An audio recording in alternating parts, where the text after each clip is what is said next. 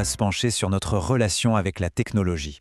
Vous savez, ce rapport un peu compliqué, parfois même frustrant qu'on a avec nos machines. Et pour nous éclairer, on va faire appel à un philosophe qui avait vu juste bien avant tout le monde, Gilbert Simondon. On a tous déjà ressenti ça, non? Cette impression bizarre que c'est notre smartphone qui mène la danse alors qu'en théorie, c'est nous qui sommes aux commandes. C'est un bon point de départ, je trouve. Bien souvent, on imagine cette relation comme une sorte de combat, un match de boxe permanent entre l'humanité d'un côté et les machines de l'autre. C'est vraiment la première idée qui vient en tête. Pour bien comprendre ce sentiment de malaise, il y a un mot super important, l'aliénation. En gros, c'est quand on a l'impression de ne plus être maître de soi, comme si une force extérieure nous dictait nos actions. Et pour Simondon, c'est exactement ce qui se passe avec la technologie. En général, face à la tech, il y a deux écoles. D'un côté, les super optimistes qui disent « relax, c'est juste un outil, tout dépend de ce qu'on en fait ». Et de l'autre, les pessimistes, qui sont en panique totale, persuadés que les robots vont finir par nous remplacer. Mais ce que Simondon nous dit, c'est que ces deux points de vue, aussi opposés soient-ils, sont en fait deux impasses. Ils nous empêchent de voir où se situe le vrai problème. Alors, ok, si ce n'est ni l'un ni l'autre, quel est ce fameux problème?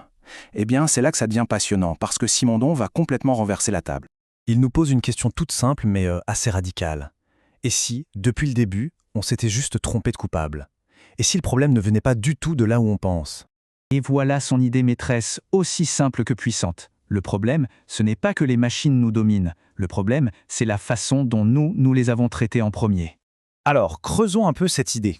Qu'est-ce que ça veut dire traiter les machines comme des esclaves? Et surtout, en quoi ça se retourne contre nous? En fait, c'est une sorte d'effet domino. D'abord, on fabrique des machines dans un seul but, la performance, le profit. Ensuite, on organise tout notre monde, notre travail, notre société autour de ces machines. Et à la fin, sans même s'en rendre compte, c'est nous qui devenons les esclaves de ce système qu'on a bâti. Et le carburant de tout ce système, c'est quoi? C'est le consumérisme. Cette logique qui nous pousse à consommer, à jeter, à remplacer nos objets sans arrêt, sans jamais vraiment créer de lien avec eux, ni se sentir responsable. Du coup, on n'est plus de simples utilisateurs. On devient des sortes de petits tyrans qui ont un droit de vie ou de mort sur nos objets. On les achète, on les jette, on les remplace sur un coup de tête, et cette liberté nous rend en fait complices de cet esclavage général. Ok, le constat est un peu rude. Mais la bonne nouvelle, la voilà. Si c'est nous qui avons créé le problème, ça veut dire qu'on a aussi le pouvoir de créer la solution. Pour Simondon, il faut changer complètement notre regard. Arrêter de voir les machines comme des ennemis à combattre ou des esclaves à exploiter, il faut commencer à les voir comme des partenaires, des alliés, qui nous aident à organiser le monde, à lutter contre le chaos. Et pour y arriver, il propose de développer ce qu'il appelle une culture technique. Alors attention, ça n'a rien à voir avec le fait d'être un geek ou un pro de l'informatique. C'est beaucoup plus profond que ça.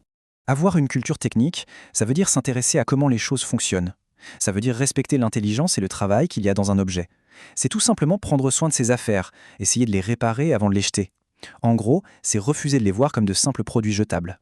Et ça, tout le monde peut le faire. Alors maintenant, la question c'est, comment est-ce qu'on peut appliquer tout ça concrètement dans nos vies de tous les jours?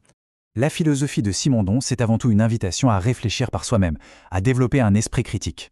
Alors pour finir, on va suivre son conseil et on va retourner la question vers nous. Cette présentation, la vidéo que vous regardez, c'est aussi un objet technique. Alors, quel regard critique est-ce qu'on pourrait porter dessus? On vous laisse y réfléchir.